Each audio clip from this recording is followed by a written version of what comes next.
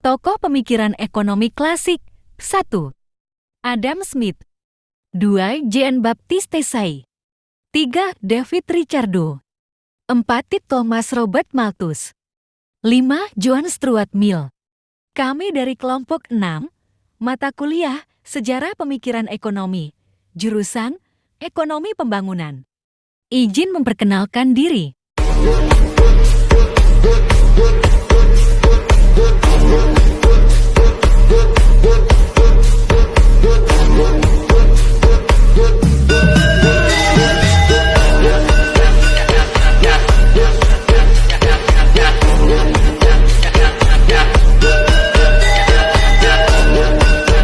Oke, cukup.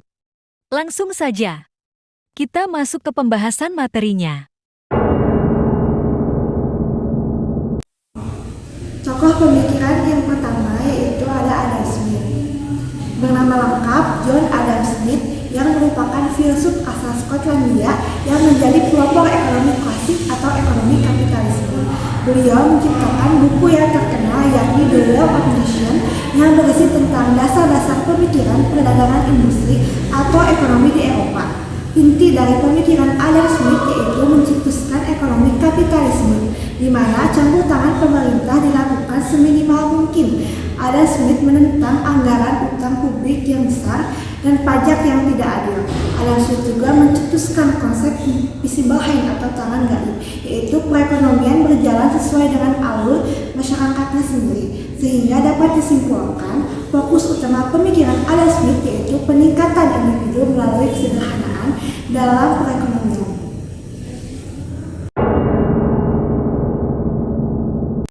Pemikir yang kedua adalah Jean-Baptiste Say. Say ini sependapat dengan Adam Smith, yang mana inti dari pemikirannya adalah sistem ekonomi, kebebasan alamiah, pembatasan campur tangan pemerintah, dan juga sependapat dengan konsep kapitalisme laissez-faire.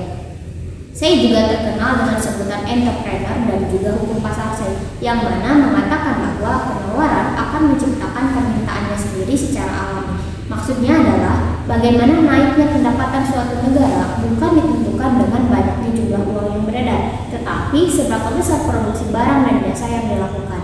Menurut Say, dengan menciptakan produk baru yang lebih baik akan membuka pasar baru dan menaikkan konsumsi. Dengan begitu, pertumbuhan ekonomi pun akan terjadi.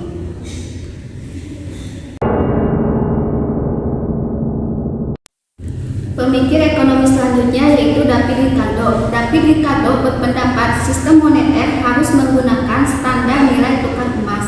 Artinya, uang yang beredar di suatu negara baik dalam bentuk simpanan ataupun kredit dapat dikonversikan dengan harga emas yang sudah ditetapkan.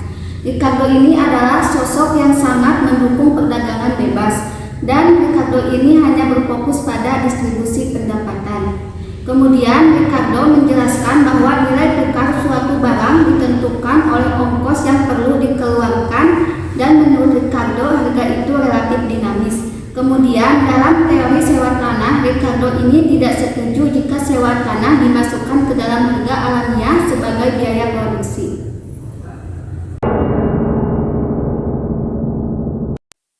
Selanjutnya ada Thomas Robert Malthus. Malthus berpendapat bahwa tingkat pendapatan masyarakat yang tinggi hanya akan mendorong lebih banyak anak. Ketika pendapatan per kapita meningkat, populasi akan meningkat lebih cepat, sehingga mengurangi pendapatan per kapita sampai batas subsistensif. Dalam hukum pendapatan yang menurun, Malthus mengembangkan konsep kelangkaan. Menurutnya, sarana-sarana untuk mendukung kehidupan manusia itu terbatas oleh sumber daya alam, terutama tanah.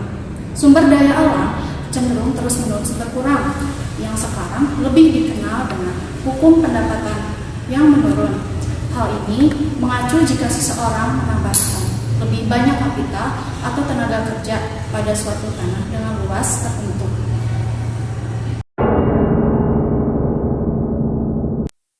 Pemikiran yang terakhir adalah J.S. Mill. Utilitarianisme merupakan paham buah dari hasil pandangan dan pemikiran Mill tentang manusia dan masyarakat yang diterima sebagai landasan moral utilitas atau prinsip kebahagiaan yang menganggap bahwa tindakan dikatakan benar jika sebanding dengan kecenderungan untuk mendorong kebahagiaan. Dan sebanding dengan kecenderungan untuk menghasilkan ketidakbahagiaan. Lalu, Mill menuliskan tentang masalah produksi yang merupakan bagian dari kegiatan ekonomi dalam hal pemenuhan kebutuhan masyarakat dan keinginan pasar. Mill juga adalah orang yang berupaya untuk memahami masalah ekonomi sebagai suatu masalah sosial, masalah tentang bagaimana manusia hidup dan ikut ambil bagian dari kemakmuran bangsanya, baik dalam proses produksi, pelindungan terhadap produk dalam negeri, dan persaingan antar produk maupun masalah distribusi melalui instrumen uang dan kredit.